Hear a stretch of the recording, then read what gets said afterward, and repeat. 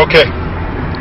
Shalom, and welcome to another installment of GMS in Transit, where we prophesy on the road.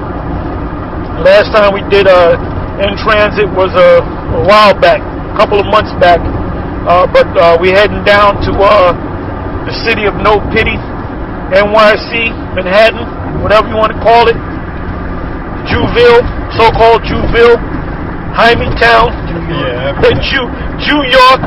All right, and it's myself, Elder Tahar, Elder Gabar, and Elder Ramlab, and we're going down to B&H, and that's where we get most of our video equipment, whatever we do our filming, and that's so-called owned by so-called Jews. But them ancient Rothschild type Jews, Now, when I go down there, they're real nice with me, and I'm real nice with them, because they give me what I want and when I need it. But anyway, we're heading down there to get a laptop for Gabar, and maybe a couple other things, and we're just on our way down here, so. I said let's do a road show, and I'm going to entitle it the GMS Agenda, and all praises to Yahweh Hashem Yahweh Shai, because the ultimate agenda is the Most High's agenda. All right, is Yahweh. It sounds like somebody else. Is Yahweh Hashem Yahweh Shai's agenda. It's all about Him and His Son, and we're just doing the work. And we're just looking for any vehicle or medium to push the work out. And we see that the number one medium nowadays is the internet, namely YouTube and the different sites that we have. And as you can see through the years, we have so many sites put up that I don't even know how many sites, GMS sites, are up there, Right. And basically Nate, he kind of followed us. We had like one little site, and he saw how we had all kind of sites, so he started putting up sites. And Nate pretty much is a biter, all right? Yep. He's a biter, all right? Because when we started calling ourselves elders, but prior to that, he was calling himself, him and Barak Shaw were calling themselves brothers. Brother Daniel and brother Barak Shaw. Then all of a sudden, they were getting on us about us calling ourselves elders, but now they're elders. Why? Because of us. Yep. Okay? Yeah. The Most High set us up to set the trend, man. Well, anyway, going back to what I was saying, the spirit I want to get back into is the different shows that we got on YouTube, the newer shows that are coming up. I hope you brothers out there and some of you sisters enjoyed the first documentary on GMS DocuTube. We're getting ready. We're in the works of our second documentary, which is going to be entitled "What is the Mark of the Beast?" And that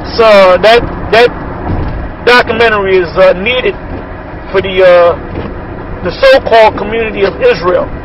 All right, to set the record straight, because you got guys saying that the mark of the beast is talking about an embargo, it's talking about sin, it's talking about Christianity, it's talking about everything but what it's really supposed to be talking about. Right. And the mark of the beast is talking about the very chip. Futuristic film. Humans injected with a tiny chip holding the key to all of their private information. But as you're about to see in our CBS 46 investigation, it's not fiction. In fact, it's being marketed in Georgia as life-saving technology. So why do some experts say it's potentially deadly? CBS 46's Kim Fedek investigates. It's used in key cards, prepaid tolls, even checked luggage. It's called RFID technology, or radio frequency identification. Small chips that store information. So here's the chip. And now that same technology is literally available in the flesh, with chips injected right into people's arms. It says it burns a little bit. That's About it. Atlanta firefighter John Centola was injected with the chip about the size of a grain of rice. When scanned, the number on the chip is linked to a database with Centola's medical history. I think it will help me in case of an emergency. Centola was chipped when Florida-based VeriChip Corporation set up a booth at an Atlanta firefighter conference. They market the chip primarily for safety reasons, storing medical information for first responders, Alzheimer's patients, even children. And it is the only product that has been approved by the FDA for this specific purpose. The FDA approved the use of chips in humans in 2004, but since then it's caused quite a bit of controversy with some consumer groups, concerned about privacy, even health concerns. These are very powerful tools, especially if they fall in the hands of somebody with political ambitions. One of the loudest voices of opposition is right here in the Boston area, a Harvard doctor and author of Spy Chips.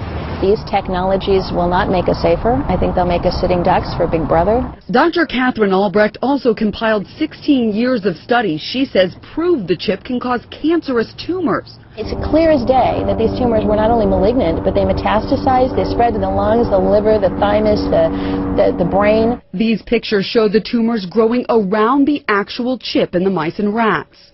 Certainly the company, I mean, they've done, I think, a tremendous job of keeping that information under wraps for the last several years. We sat down with the chief medical officer of VeriChip and asked about the link to cancer in mice.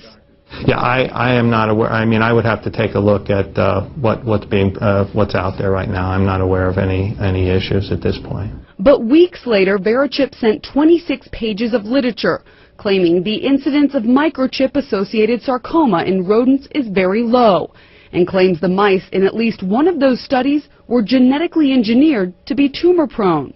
No doubt in your mind that this is safe for us medically. Yes, I mean, from everything that I've seen, it's very superficial. It's been in the animals for 20+ years. John Centola won't need to worry about the cancer debate. His chip fell out after 2 days. Would you get it again? I would not get it again. To me, this is the future of medicine. But how far in the future? Well, VeriChip advertises the technology in use at 8 Atlanta area medical facilities, including Crawford Long Hospital, Emory University, and DeKalb Medical Center. But our investigation found that none of these centers are actually using microchip technology. For full copies of studies done on microchips and humans, log on to CBS46.com. I'm Kim Fettig, CBS 46 Investigates. The RFID system in the form of a chip that they're going to actually put in your right hand or in your forehead, which you're actually doing right now. I believe the first family that did it was called the Jacob family or the Jacobson family. I believe it's the Jacob family, and I believe they're so-called Jews out of Florida, and I believe they did it. There was the father, the wife, and the son, and I believe they did it back in 2002. I mean, you'll see it. You may see a video clip of it. You know. You may remember when we had the Jacobs family here on Today last month, they announced they'd be the first family to be fitted with the VeriChip. It's a tiny computer chip that can be implanted in the body and then scanned for personal and medical information in emergency situations. Well, they're back this morning to have the procedure done. Jeff, Leslie, and Derek Jacobs are joined by Dr. David Wolkin. Good morning to all of you. Nice to see you. Good morning. And Keith Bolton of Applied Digital Solutions joins us as well, right, Keith? Good morning, Katie. Hi, nice to see you again. Nice to see you too. Briefly, for people who might not be familiar with this technology, can you just describe what the VeriChip is and how it works? Yes, VeriChip is an advanced verification system. It's designed to have a small little needle injected inside of the body, and there's a small little chip that can provide information in the event that you cannot speak. Where is it implanted generally, Keith? Generally, it's implanted in the upper right area to the shoulder, and Jeff Jacobs is actually having his in the shoulder type area. Okay, we'll get to Jeff in a moment, but Leslie and Derek, I know that you had your chips implanted earlier this morning. How did the procedure go, Derek? It went very well. I was actually amazed on how simple and easy it was. Yeah, and Leslie, how about you? Are you feeling any after effects? Was it painful in any way? Oh, no, it was incredibly simple. I felt absolutely nothing, and I feel great.